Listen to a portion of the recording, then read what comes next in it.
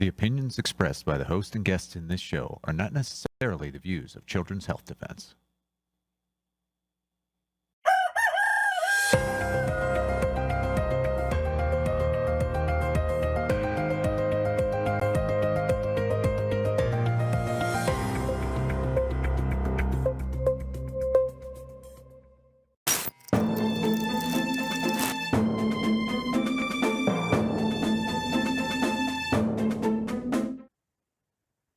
Good morning, CHD. It's Thursday, the 4th of September, 2025, and this is Financial Rebellion. I'm here with Catherine Austin-Fitz, and we are going to talk about something extremely important. How many years have we been talking about this, Catherine? I don't know. How many years have I known you? A long time. High-speed push for digital control grid. What does that even mean? So we are living in a period where the people who run the financial system are implementing a financial coup, that a fundamental change in the government and how the government system works. And with that, a dramatic change in how our life works and our economics and our money works and our freedoms work or don't work. So we're living through a coup d'etat. I think everybody knows what a coup d'etat is. And that coup d'etat is implemented by changing our money from something that we use relatively freely into something that can be totally turned off and controlled. So, we are talking about a system where our financial transactions are programmable, and we are under 24/7 surveillance because we're essentially in a digital control grid. Some people call it a panopticon. It's like a digital prison. And there are many aspects to it, and we should talk about them. But the idea is to move you from being a sovereign individual with rights and liberties to somebody who is essentially in a digital control system, and you have no privacy, and you can be tracked and controlled with digital technology. All right, so we're going to get into that in this hour. But first of all, we want to just talk about a couple of other things. And number one is a conference in November, 7th to 9th of November in Austin, Texas. Catherine will be there. Carolyn's coming as well, which is very exciting. There's loads of people that we haven't even announced yet. This is going to be spectacular to have all of us in one place at the same time. It's very important, if you can get there, that we are all together physically. Yeah, it's going to be a lot of fun. And of course, that's a great area. So it's great. It's going to be Meryl and Leslie. Oh, it's wonderful. Yeah, it's going to be great. Yeah.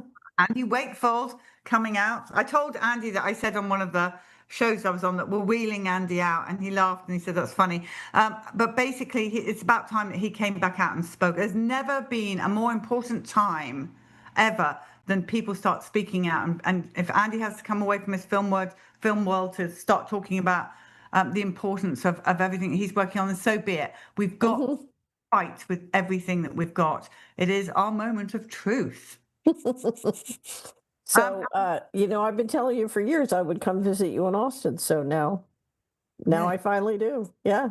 Yeah, you get to see the land and everything we've been working on here. Because here's the thing, everybody, I still maintain this is the reason I'm in America is not for vaccines or anything else. I'm in America. I got my visa and now I'm a citizen because I'm building futures for people with autism or vaccine injury like my son Billy. And this is, to me, is the most important work that I can do, because who will be there for our children when we, the people, are no longer around, the parents are no longer around. And every mother and father, they go to bed at night and it's on our minds because no one loves them like we do. Nobody understands them like we do. Right. We have to be preparing futures for them. They're not going to die earlier than anyone else. We already have. I'm going to be a bad guy if you don't prepare futures for them.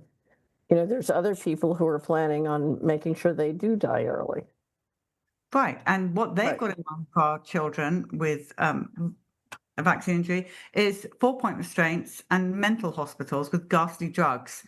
So absolutely, we have to do it. But that's another subject. Now, next up, you have something on Massey, I understand. Right. So Representative Massey, remember the Congress was let out early because they wanted to stop Massey's petition. So Massey has filed a petition, in fact, today, and he's holding a press conference tomorrow with his co-sponsor. And this petition requires a vote as to whether or not to release the Epstein files. Now, the power of this vote, Polly, is if you do this kind of petition, then every congressman has to say yay or nay. They have to vote, or abstain. And in an election year, I dare say, I would not want to be a congressman who told his constituents why he voted no, he didn't want the Epstein files released. So this is a way of really pushing the pedal to the metal, if you will, okay, or the metal to the, whichever one it is. But it really forces the political process to come out of the closet and admit what's going on. And of course, I would love to see the Epstein files released. It's funny, I was just listening to a group of people with many people talking about, oh, this is just a distraction and I don't care if the Epstein files are released. This is not an important issue. Wrong. If you look at the financial coup, the Epstein network was a critical part of the coup d'etat and, I believe, of laundering the missing money. So if you want to stop the coup, you want to out the coup, and those control files are being used to implement the coup. So absolutely, this goes, and of course, Massey knows that because he's been talking about these governance issues for many years. And it's one of the reasons he's so unpopular with some of the powers that be in Washington. But here's our chance. Unpopular with some maybe, but extremely popular with our people. That Massey show that you did with Carolyn and Massey and you was amazing. It was probably the most important show we've ever done. It was fantastic. Really? Yeah. Absolutely amazing. Okay, so news for everybody as well, that on Monday, Dr. Suzanne Humphries is coming on the show live, and she is going to do a live Q&A with you all. That's amazing. Yes, very brave of her. So she said, get on there, don't send things in advance, but write in the chat. We've got someone waiting in the wings to send those to her, and she will answer. Well, she said, as long as it's not a silly question, she will answer all of those questions live for 1 hour. We're having nothing else but Dr. Suzanne Humphries on Monday. So do tune into that. It's very gracious of her to do that with us. Yeah, that's wonderful. And she will be at the conference as well. She will be at the conference. And I saw her. She was in Knoxville, remember? Yes. Was it Knoxville or Savannah? She was in Savannah. Yeah, and it was so wonderful to be with her. She adores you, Catherine. So it's just going to be lovely that we're all going to be together. But let's get on with the show now, because people are still not getting it. They're still not getting it. I said in the summer of 2024 that the powers that be were going to put Trump in to get the control grid. And from the moment the Trump administration, from inauguration on, the speed at which this administration has moved to build a control grid is dazzling. And as a result, we started to publish a collection at the Solari Report. It's called The Fast Approaching Digital Control Grid, a checklist of Trump administration actions to date. And we update it every week because we want you to see, sort of what is happening to bring the control grid together. And what do I mean by a digital control grid? I mean a infrastructure of digital operations and infrastructure that will allow total surveillance and total control of financial transactions, as well as unbelievable implementation of operations to basically influence and control your behavior. And it's quite astonishing. We've talked about it many times on Financial Rebellion, and there are many different parts of it that come together, but there are a couple critical parts. One is the digital ID, one is programmable money, and one is the social credit data system. And if you look at the speed at which the administration has moved, essentially since January 20th, they are making enormous progress. And this, as I said, this is not just building a control grid. This is a coup d'etat. This ends representative government because you're talking about the bankers not only controlling monetary policy, but controlling fiscal policy. So it means, it means taxation without representation. It's very, very serious. So let's start with the digital ID aspect of it, because this is the one that people are just freaking out about. Oh, well, I have to do this and I have to do this, or I can't work. There's a million and one excuses into it. Talk us through how people can help fight against the digital ID, because I don't think they're really understanding, Catherine. So one way, I would say the most important way to fight against the digital ID is to not let your life go all digital. In other words, you want to preserve analog systems in your life. For example, I was just reading a book that was describing in detail, if you give your child a smartphone, how much porn they watch by the time they're 10, 11, 12. Okay. So part of not letting the digital control grid operate your life is not letting your life go all digital. So we talk a lot about cash and using cash. But it's time for us to understand that digital systems are surveillance systems, and they not only watch us and collect data on us, but they also deliver entrainment technology that influences what we think and how we think. They deliver brainwashing. And some of that comes with, whether it's coming through the sports, whether it's coming through the pornography, whether it's coming through the video games. It's a little bit like letting, Satan have direct access to your subconscious and your children's subconscious. I mean, this is how the child traffickers get in, right? So this is a very dangerous medium. It's like giving direct access to your child to organized crime. Unbelievable. So I think the first step in dealing with the digital ID, is to dramatically reduce your dependency on digital systems. I'm not saying don't use them, but be very, very careful. So now we all have IDs. We have voter registrations. We have passports, and we need those IDs for a variety of functions. The local election board wants to use some kind of registration system. To travel internationally, you need a passport.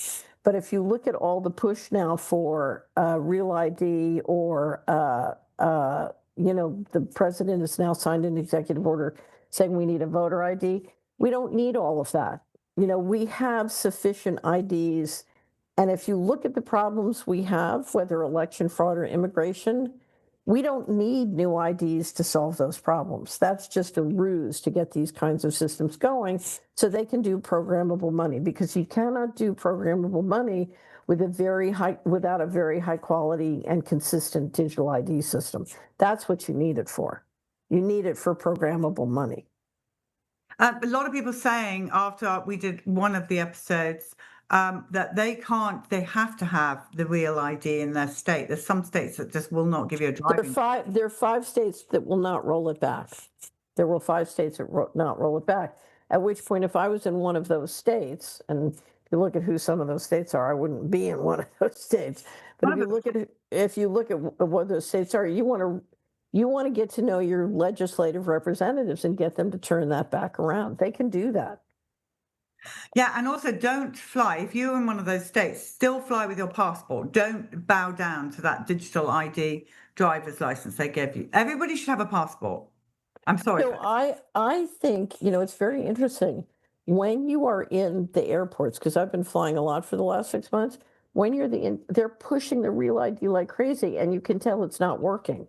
They are pushing, and a lot of people have figured it out and are not going for it. And it's real funny, because when I come through, and they try and get me to do the biometrics and take my picture, and I say, I'm an opt-out, you can tell they're dealing with more and more friction on these things, and that's good. The more friction they deal with, the better. Yeah, but I had someone in front of me when I was going through the airport, and I said to this person, you don't need to do that. It says right above your head, you can opt out. And she's like, oh, I had no idea. But people aren't even looking around them anymore. They're so like cattle going through, doing as they're told. And that's, I think, the crux of the problem. They're not investigating or educating themselves. They're just following along like sheep. Well, they think they don't have a choice. And that's not true. We always have a choice. But they think they don't have a choice. The other thing is they don't see the different parts of the system and how they snap together. I mean, right now, it's not snapping together. One of my favorite things, the person who runs Team Cash, if you come to our financial transaction freedom, there's a Team Cash by a wonderful person who led the effort to get legislation in South Dakota to make sure that the school games had to take cash. She's amazing, Susan Lucas. And one of the things she says, you think you don't, that it's inconvenient to use cash. What are you going to do when they tell you, when they show up and the whole financial system is digital and all your money is digital, and they tell you either you transgender your kid or they're going to turn off your money? What are you going to say then? Cash is inconvenient? That's a horrific situation. No, but it's not a horrific situation. That's exactly what's going to happen. That is exactly what's going to happen. That's what they're going to do. They're going to take your kid. They're going to say your kid has to go to this boarding school. We're going to teach them to be a super soldier 1,000 miles away. We want your kid for, you name the reason. Do you think that a group of, we are watching pedophiles allowed to walk free by Washington. Washington, both sides of the aisle are protecting the mega rich pedophiles. That's what they're doing. And if you look at the protection that's going on in pedophiles right now, what are they going to do if they have complete control and can turn your money on and off? That's why Congressman Massey's press conference is so important, because he understands who the criminal syndicates are that are subverting government and running this coup. And he's going fearlessly at the heart of blowing up their control. And that's why you got to support him. Yeah. No, we have to support him. Okay, let's talk about other forms of digital ID. Does a QR code fit into that, Catherine? Because we have got to hammer that home. And I'm just going to say this. I am in a bit of a fight with Children's Health Defence right now over the conference. And without, I love all these people very much, my colleagues, but they don't get it, Catherine. They don't get it. And right. I think that if they QR code everyone coming into the conference, it's going to not be that big line that they had at the last conference, and everyone's going to get in super quick and blah, blah, blah, blah. But I said, our people, the people who get it, which is our people, our CHDTV viewers, they will not do a QR code. So I'm not doing a QR code, because what a QR code does is allow the intelligence agencies to track at a conference who's going where and what they're doing, and to interfere with it. And I've had that happen. I've been at a conference where they are using apps and QR codes to track everybody and changing what happens at the conference covertly by sabotaging through the smartphones and various kinds of manipulations related to being able to track people and what they're doing and where they are. Okay, well, so Catherine, someone in a high position said, Polly, what is your problem with QR codes? Could you answer that question for them, please? So the problem with QR codes is you are making yourself easy to surveil by the people who are poisoning and killing our children.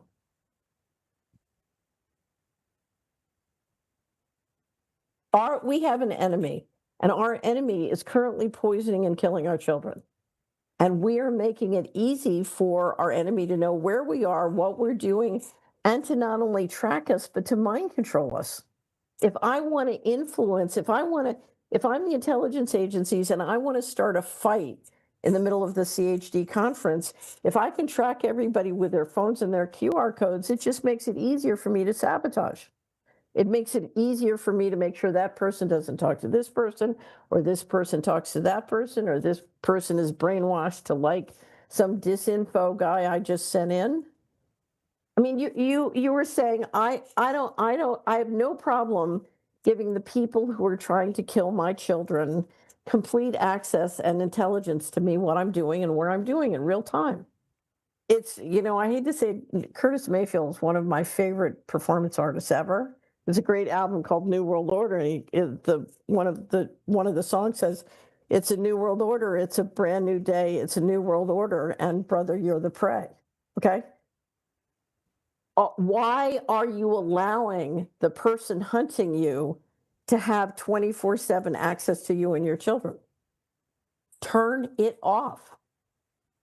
Yeah. Amen to that. But I mean, we've been talking about QR codes. You've done that speech you've just done so many times on this show, but yet still, if I can't break through to my colleagues. So let me explain something. An animal that cannot practice predator evasion will be eaten. Right? Right. Right. Okay. It's up to you. Okay, so the people, if we're coming to the conference, we are not going to QR code self-defense. Do you all understand? I'm going to have my phone in a Faraday bag. We gave up. We started selling Faraday things for your phone on the Solari report. I think we sent you one. Did you get it yet?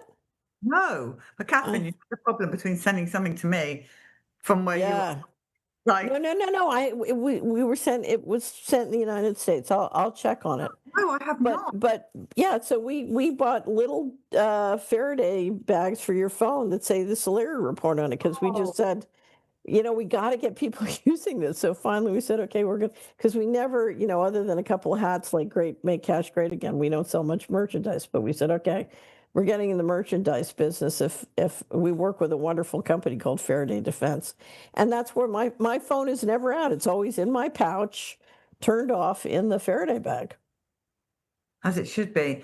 Okay, well, I just had to get that off my chest because it's been stressing me out. I'm still in the fight, people, and I'll keep going on. And I told them as well, I said, everything needs to be cash. We don't want no credit cards, and I completely lost that. So I think everybody who checks in the conference, if they try and get you to use a QR code, you ought to look at them and say, why are you promoting the digital control grid? Exactly. Hypocritical. Yeah. And people don't mind standing in a line over ruining their life for the rest of their lives with the QR. Yeah, but here's look at all the conferences that we had in the world before digital. This idea. I told you before on Wall Street, I swung around billions of dollars every week with number 2 pencils and landlines, right? And but we knew how to operate without this stuff, and it worked because you weren't getting sabotaged, you weren't getting surveilled and tracked and sabotaged all the time. That's right. All right, so Catherine, more on the digital ID. Any other issues you can tell our people that they need to be watching for and understanding that if they're falling for it, falling in the trap? So one of the ways I think the Real ID hasn't gone sufficient, and Trump just signed an executive order requiring, apparently, I haven't had a chance to read it yet, voter IDs to stop election fraud. Well, first of all, it's not going to stop election fraud. Election fraud is the excuse of why but I think it's another way of pushing because the Real ID isn't getting done what they need done. So now they're going to try, immigration and election fraud are the two big excuses, because problem solution, you create the problem and then you create a fake solution to get people solving the problem. So don't buy into the immigration and election fraud excuse as to why we need any kind of biometrics or digital IDs. It's just a ruse. So how would you do it? How would you do elections then without digital IDs? So there is a voter registration process at the local level. If you run the local voter registration and election process clean, and I would do it paperful, I would kill all electronic, all computerized election systems. But you got to run it clean, and that's the problem, is to get rid of the corruption in the system. But you can't solve that corruption with more digital IDs. We have a voter registration process. You just need to make it work, right? Okay, good. Anything else on digital ID before we move on to the next? One of the questions to understand about digital ID is who has the data and who has access to the data and what they can use it for. And when you deal with an ID system, you want to know, is your data private or is it accessible, and who's it accessible to? And I think whenever you run into an ID kind of situation, if you start asking those questions, you will be very shocked. Because you should assume that data is not secure, and you'd be surprised where in the world it's going, including outside of the country. And so how does AI and all that AI technology, how does that play into the digital control grid? So AI is critical to running the digital control grid. Let's next talk about programmable money. Okay, Okay. so, yeah. Okay. So programmable money is money that can be turned off and on in response to all sorts of complex rules. Okay. So if you're in a certain kind of, so if you're in a 15-minute smart city, they can set it up so that your money can't work outside of, you know, the 15-minute city. So you can only shop within that 15-minute city, right? So it's programmable, and it's programmable for a unique set of rules that can be just for you. So we talk about the Chinese social credit system, and that's how some people know the concept of programmable money. But let's say, based on your doctor's recommendations, we don't think you should eat real meat. We think you should eat lab grown meat, or you should eat crickets. Then your money will only be able to pay for whatever we've stipulated is appropriate for your diet or what we say your medical needs are. Okay. Or, for example, we say after we force you to take a mental health assessment, if you don't, we'll turn off your money. And we say your mental health assessment says you need to take SSRI drugs. So we force you to take various drugs for what we say are your mental health problems. And if you don't take it, we turn off your money. Okay. So programmable money allows your transactions to be very much organized and influenced and dictated by a complex set of rules that applies to you. Okay. So if it's just like when you were a kid with allowance, if you're good, you get your allowance raised. If you're bad, you get your allowance cut, right? Right. Now, where does AI come in? There are 8 billion people on the planet. If everybody has a unique social credit system and all sorts of rules that applies to them, it gets very complex. But if you're using software and AI, then you can handle the complexity of tracking people in real time and incentivizing and disincentivizing them to behave in a variety of different ways. Okay. So AI makes it possible to deal with enormous complexity of controlling through programmable money. Now, to do that, you need fantastic data analytics. And if you look at what we've been discussing in terms of what's going on at the federal government, with aggregating and collecting all of the federal data, in Social Security, in the Internal Revenue System, in the Treasury payment, in the HHS, in the Department of Homeland Securities, in the military, collecting all that data and being able to integrate it with AI and apply it in dynamic ways. That's a control grid. You're building the social credit system or the equivalent of the data analytics you need to manage a population and literally influence or control them in a variety of ways. So the programmable money, all of this is going to be done through what? A QR code, your own personal QR code, but they highlight you. I mean, how are they going to do it? So the Genius Act was just passed, and we just finished publishing a great briefing for state legislators on the stablecoins. And in the Genius Act, all the issuers of stablecoins, think of it as like a privatized CBDC, have got to interact with the know your customer and money laundering rules through Treasury.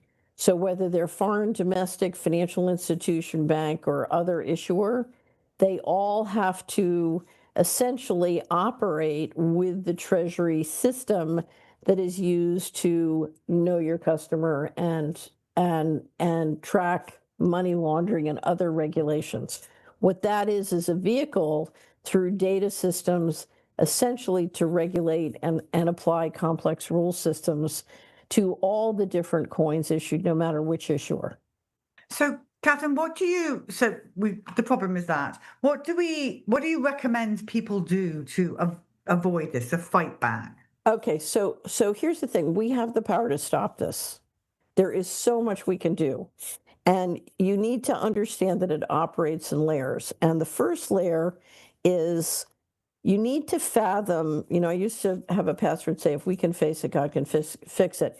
you need to fathom that what is happening is a coup d'etat, and it really is as bad as I'm making it out to be.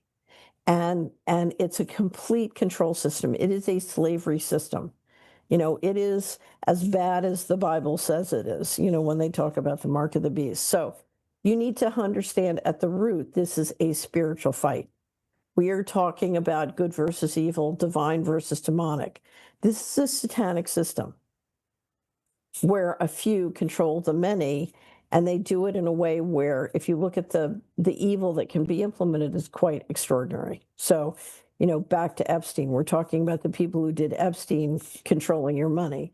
So you need to understand this is a spiritual battle, and the first way to fight this is spiritually. When people say there's nothing I can do, I say, don't be ridiculous, you can pray.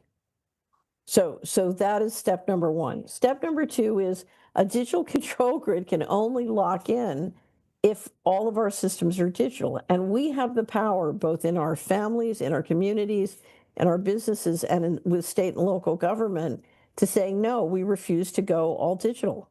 Let's keep analog systems alive. And there are two ways you keep analog systems alive in your life. Start backing the screens and the digital systems out of your life. We have way too many digital surveillance systems throughout our lives that we don't need and are not adding value. So I just saw a great presentation at a conference by Ed Elson, who runs a podcast with Scott Galloway, and he said Generation Z, which is 18 to 28, if you look at how they spend their time, they spend over 100, the time equivalent of over 100 days a year looking at a screen. And he said to me, he's 26, my generation has 40% less time for life because we're looking at a screen.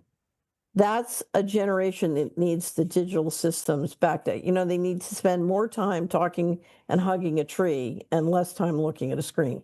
So back the digital systems out of your life. And of course, the big one is use cash, use checks. So keep cash alive, keep checks alive, because that keeps the analog system going. And we need a balance of analog and digital. And and you're seeing around the world, you're seeing more and more people, and even central banks, realize we need cash, because when the electrical systems go down, particularly in a disaster and emergency, if you don't have cash, you have no financial system whatsoever. So there are many practical reasons you can build real support for that. So keep the analog and financial systems alive. Now, the third thing is, who's building the control grid and who's financing the control grid? We are. I just made a presentation the other day, and the most attractive young person walked up to me and she said, oh my God, I do this for this company, and I just realized I thought I was helping build AI to solve the healthcare problem, and I just realized, no, I'm building the control grid. Oh my God, what do I do? So we're building the control grid. We're going to work and we're building it. Stop building it. Go find a job where you're not building the control grid. If you look at our money, if you look at our savings, if you look at our finance, we're supporting and banking at the banks who are building the control grid. Go get a good community bank that's not financing the control grid. If you look at our IRAs and 401ks and all of our brokerage accounts, we're investing in the companies that are doing it. If you look at a lot of people with vaccine-injured children, you look at their IRAs and 401ks, they're financing Pfizer. It's like, why are you financing the companies that are poisoning your kids? Why are you doing that? Right? If everybody in America pulled out of the banks and companies that are killing our kids and building the control grid, there would be a revolution. So, and it's always frustrating for me because I get these audiences and, 100 people or 1,000 people say, what are you doing to stop the control grid? And I said, you want me single-handedly to stop the control grid that you're building, you're financing, and you're supporting. Why are you asking me to stop it?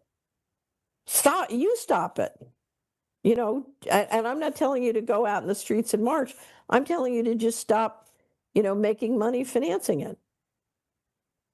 It's, to me, it's, I can't fathom it. So that's a whole series of things we can do. The other thing is we wrote a great piece at Solari called How to Stop the Coup, and it is a huge manual on everything state legislators can do to turn this around. The states have the legal power to stop all of this. We have model legislation to help states protect cash. We're now working to write model legislation. A lot of states outlawed CBDCs, but now that they're going with privatized CBDCs through stablecoins, we're writing new legislation on how states can outlaw programmable money within their states. A lot of states have done good legislation on stopping debanking for political or religious reasons and stopping, making credit cards programmable. So they've made strides, but now we need model legislation, for stablecoins to say no programmable money. So we're working on that too. If you go to Solari, we have a financial transaction freedom. You can sign up for the newsletter. And I try and encourage everybody to understand the importance of financial freedom, Polly, because if you look at all the wonderful people who are fighting for food freedom or health freedom, if financial transaction control happens, all of that gets reversed. It's the meta control that can reverse every progress we make in every freedom area. Catherine, somebody once said to me, look, you keep saying state legislators, blah, blah. She said they're all crooked, they're all paid off. But I think in numbers, they work because of us, we the people, correct? So they are, can I tell you something? I'm not going to use the language I would say if I was talking to that person directly. I can tell you, so I'm going to be doing a dinner for the Idaho Freedom Caucus in Idaho. They are, when we had them on the Solari report, we did a backcasting for freedom with a whole group of senators and representatives from this group. If you come to our financial transaction freedom website, you can listen to the podcast by Senator Nicely, who, as far as I'm concerned, was one of the greatest, state legislators who ever lived. I work with state legislators from all over the country, and I'm not saying a lot of them aren't in a system where they have to deal with incredible political pressure and pressure from those who are centralizing, but there are so many hardworking, honest people who do not get the support. So what I have to tell anybody who said they're all dirty, first of all, it's just not true. Congressman Massey is not dirty. So there are hundreds of leaders who are not dirty, and they get 1% of the support that they warrant and deserve. So what I would say to that person, I bet you that you are not identifying and working with the leadership that you could work with to make real change. And if you don't know an honest legislator, it's because you are lazy and you are on the couch. So I don't buy that. They are not all whatever. And if you look at the honest ones, if you look at the progress they made, I just did a call with Dr. Denise Sibley, who has a wonderful group. She and Danelle Goodrich have been on the Solari, they've been on Financial Rebellion. Anyway, so I just did a call with her, and I talked about the fact I'm in Hawaii, and on my counter is a bottle of ivermectin that I travel with just in case I need it.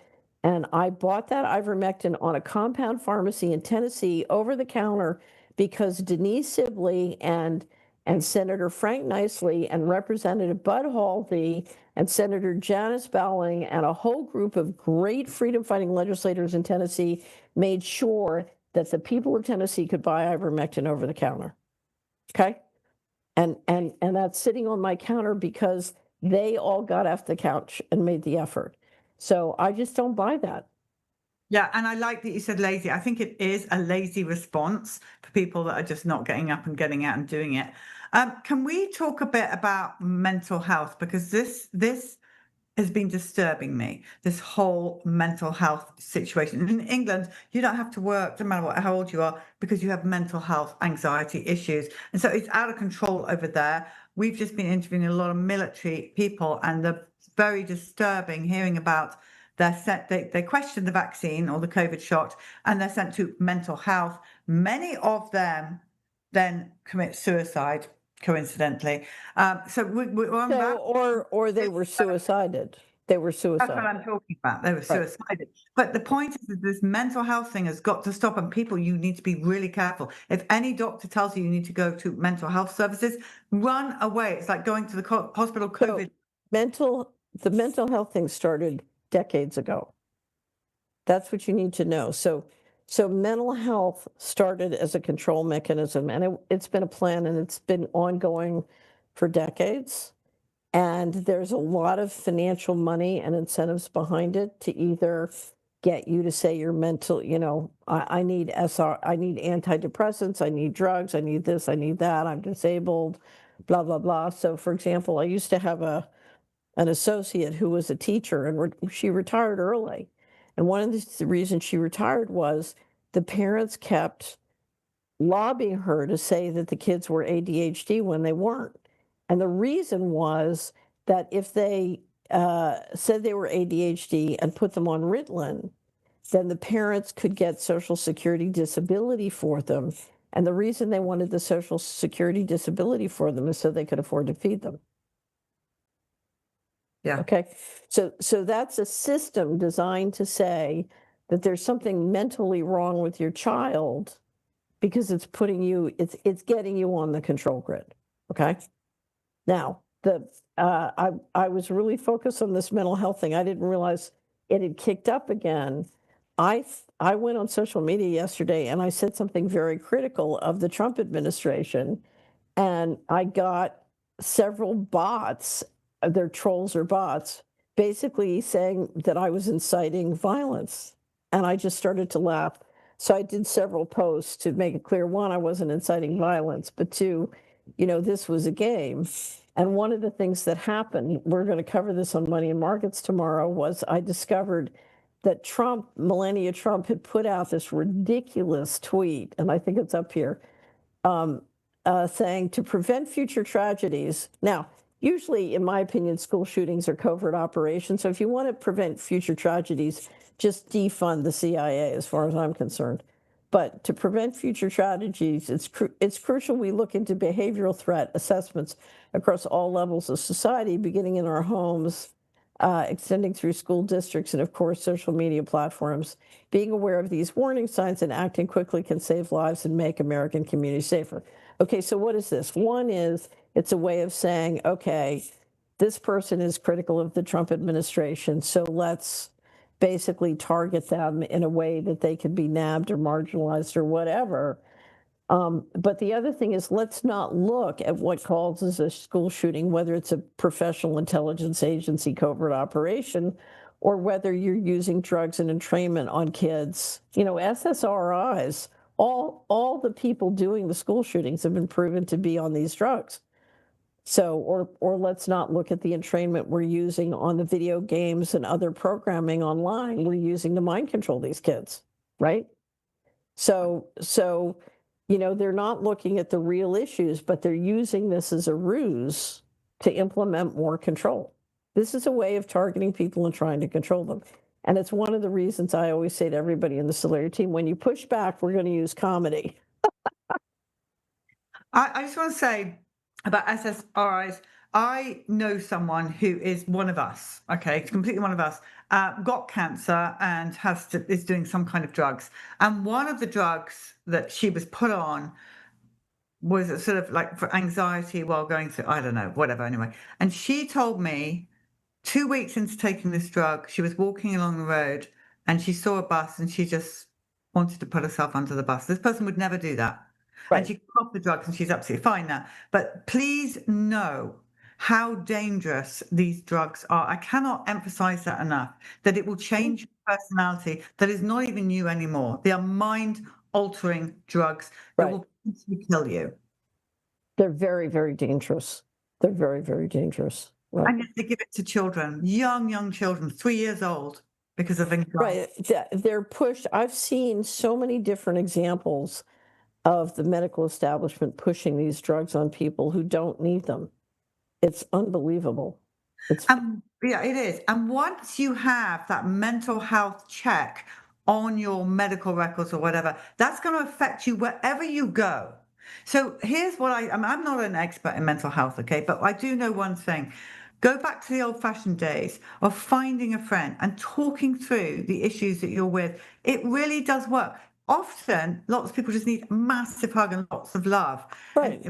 And we can fix it. We don't need mind altering drugs. Please, Well, people. but if you look at what's causing mental illness, first of all, we're watching tremendous amounts of criminal behavior in the society and bad behavior.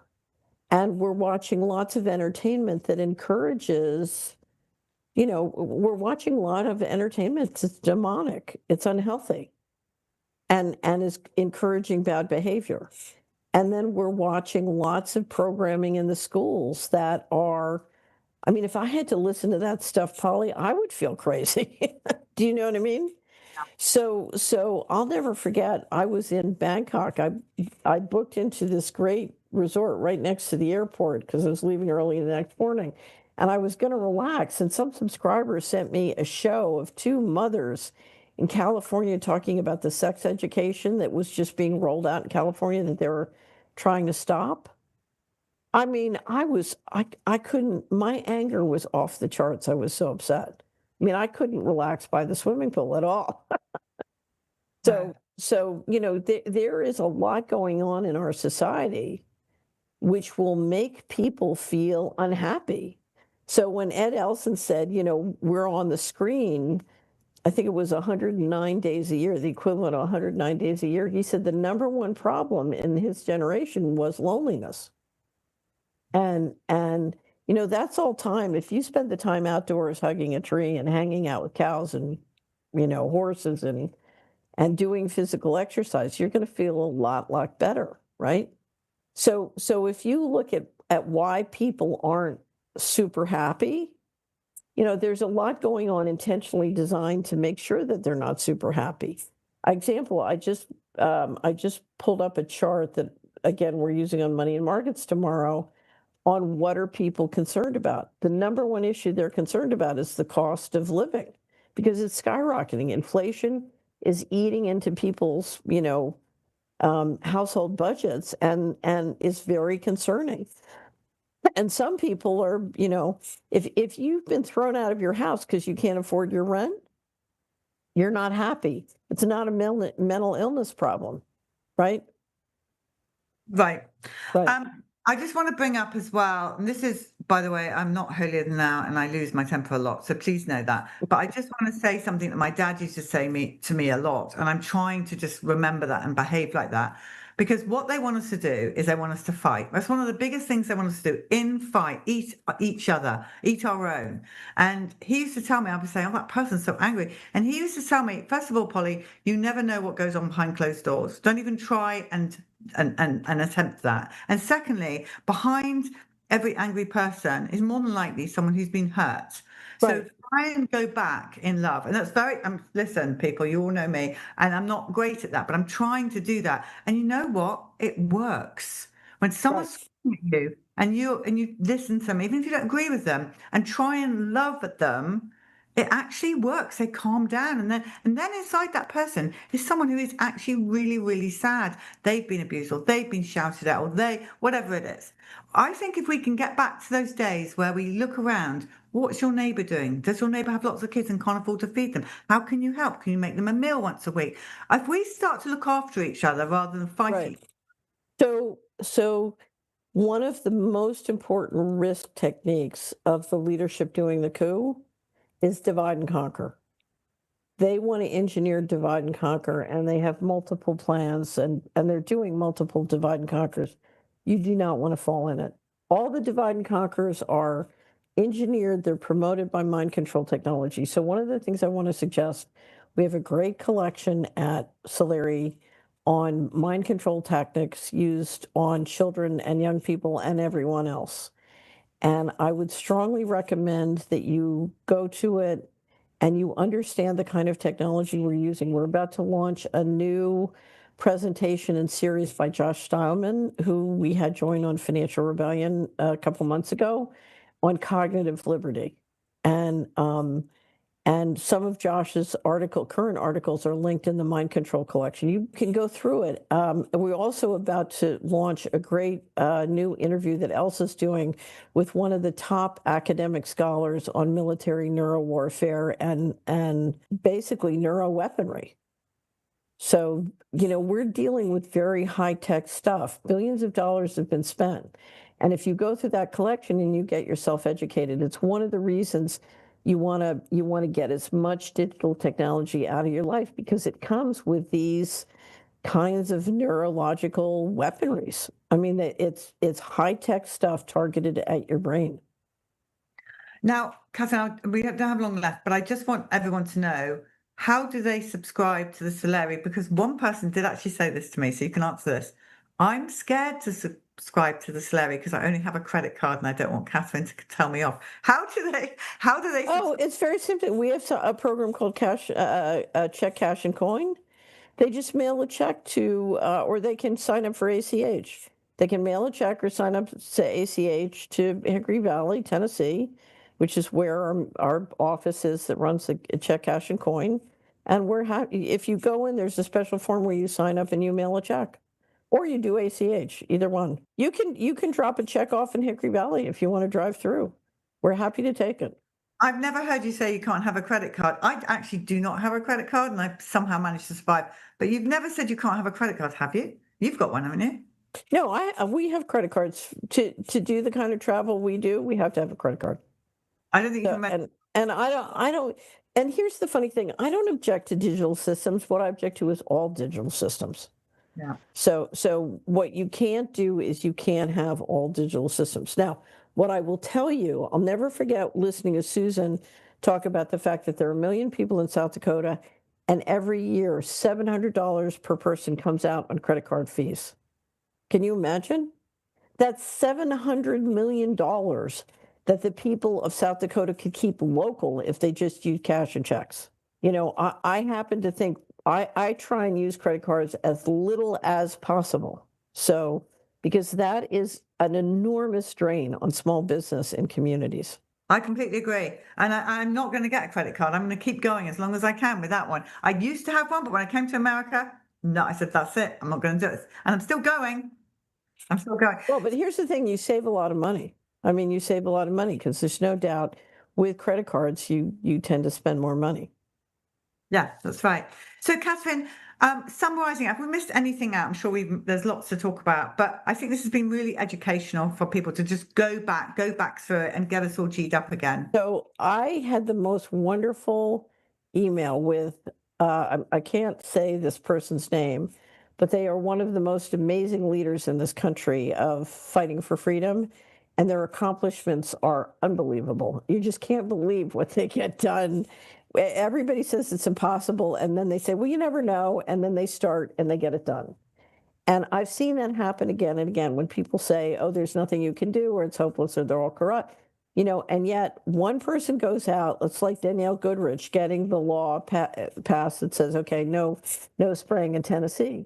It's the first step, but I see people all over the country accomplishing amazing things, like Leslie Manukian in Idaho with the no mandates, on and on and on, or Denise Sibley in Tennessee. I'm traveling with ivermectin that I bought over the counter. I can name hundreds of things, and if you go to the Solari report, we have action of the week, or pushback of the week, and hero of the week, and it's just person after person after person who's getting remarkable things done.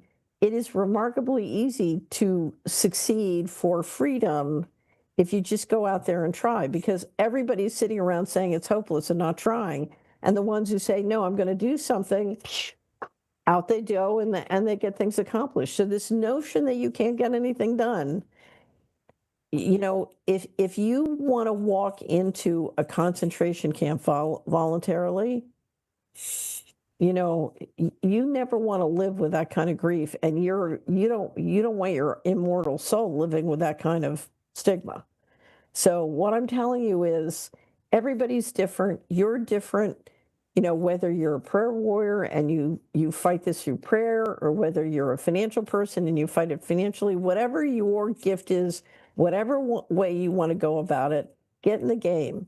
Because I have to tell you, I'm now on our meet and greet schedule. I had met with 2 groups in Tiburon. I met with a group in Orange County. I'm now out in Hawaii. We're having amazing meetings. And what I got to tell you is you hang out with the best group of people in the world. I mean, get in the game.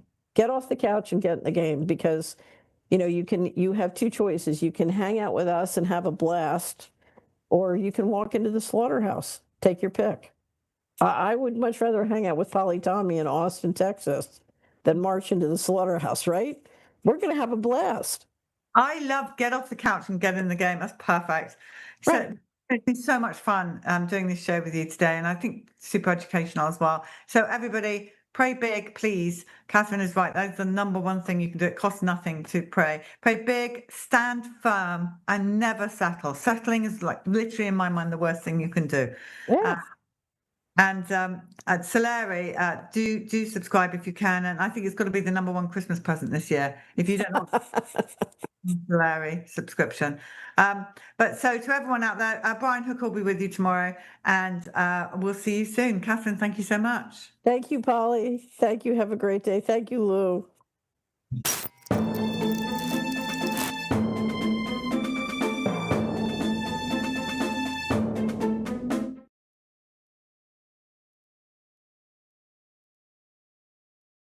Hi, I'm Stephanie Martin. Stephanie, who's the story about? And the story is about myself and my son, Zach. So we'll start with you. The interview starts with you, right? Okay, yeah, it does. My story begins with me. It begins in the early 80s after I graduated from nursing school. I was a healthcare worker freshly out of school, and the hepatitis B vaccine series came out for healthcare workers and was highly recommended.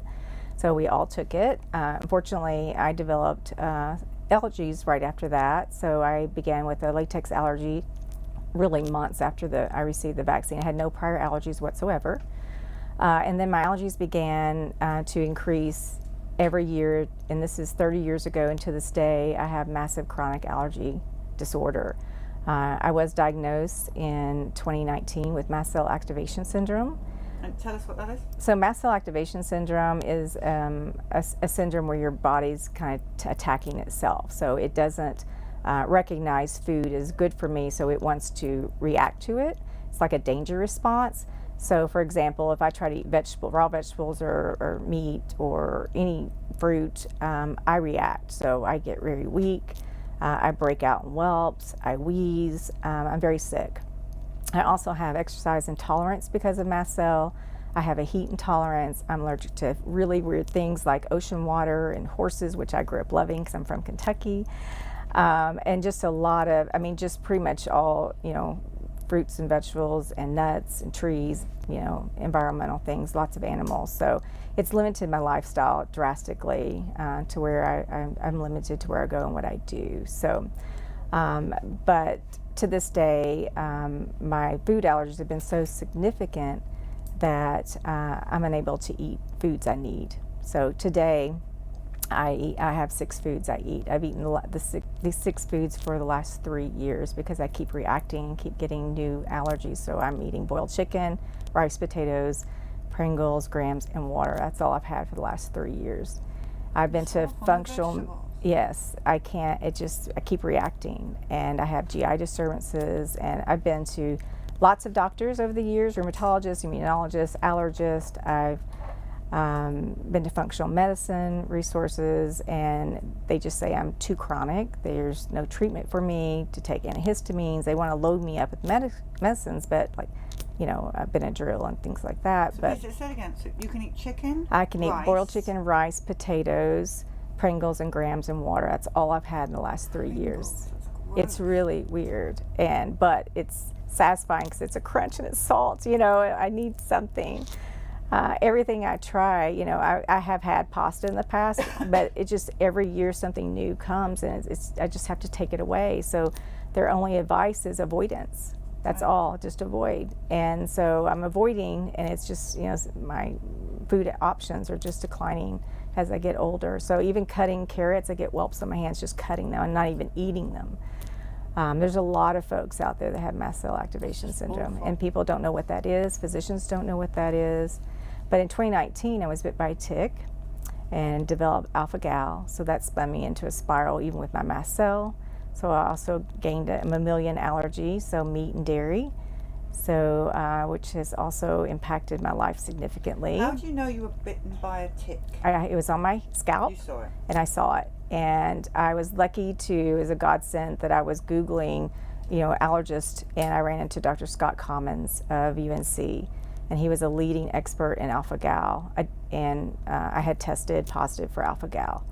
And I went to North Carolina, saw him, I still see him, and he's also doing research. He sees patients once a week, and he researches the rest of the week. And he's trying to find a cure and treatment, which doesn't exist to this day. So either mast cell or alpha-gal, I have both, and there's no real treatment and no real cure for that. But the story for me extends into my family. So I have a son who's now 24, who was born in 1999, and in the hospital. It was normal birth, normal delivery, normal pregnancy, and he, second day of birth, and of course he had the vitamin K, had hepatitis B, had the normal vaccines. I was still pro-vaccine. Of course, in the 90s, we didn't know anything at that time. Even in the medical field, it wasn't understood at that time, even though I questioned hepatitis B in the. Because you're a nurse. Yeah, I'm a nurse. I mean, why does my child need hepatitis B? I'm not a drug user. There was no indication for that. And the first day he was fine, he was healthy. Second day they brought him into my room and he wasn't the same. He was having periods of sleep apnea. He was restless. He wasn't feeding well. He had reflux. He was screaming. He just wasn't the same child. And my gut instinct told me something was wrong. And so I did alert the nurse and they just dismissed it. We go home. And then our life's been a roller coaster ride ever since. So he's developmentally delayed, so he has an intellectual disability. At 24, that's where he is. He has ADHD. He's had all these neurological events throughout his life. Amblyopia, which is a vision issue where your brain doesn't recognize one of your eyes, so one eye's stronger. They call it lazy eye. But all these are neurological disorders. I mean, he's had night terrors where they wake up. So first 5 years of his life, an hour after he went to sleep, he would wake up screaming bloody murder, arching his back. You couldn't talk to him, you couldn't console him. So that was for 5 years every night. Now, how many shots did he get? When did you stop? He's had 23 shots by the age of 5. And the last one was in 2011. And that's what actually made you think, okay, I'm done? Yes. He's never had the COVID shot. I didn't know they were giving him influenza. They didn't disclose all of these. The pediatrician, sorry. Yeah, so no one knew. So I was bringing all these issues up to our pediatrician, but never thought of vaccines at the time. I didn't connect the dots. It was much years later. I've been searching and researching for 24 years, and it's just been the last 10 years that I realized that vaccine is probably the culprit. But in the last 2 years, I know in my heart that's what it is, and it's because of you all. I've been following you guys for years now, and I know that, this is the problem. But he'll never live on his own. He'll never be independent. He will need someone to care for him for the rest of his life. So, and he is here today. He's just too shy to speak. Okay. So, yeah. But that's my story. Well, thank you so much. Well, thank you. I just want to tell you, looking at the bus and seeing all those signatures makes you feel like you're not alone. I felt alone for 30 years, and I'm not alone. So thank you. You're definitely not alone. Yeah. Thank you. I try not to cry.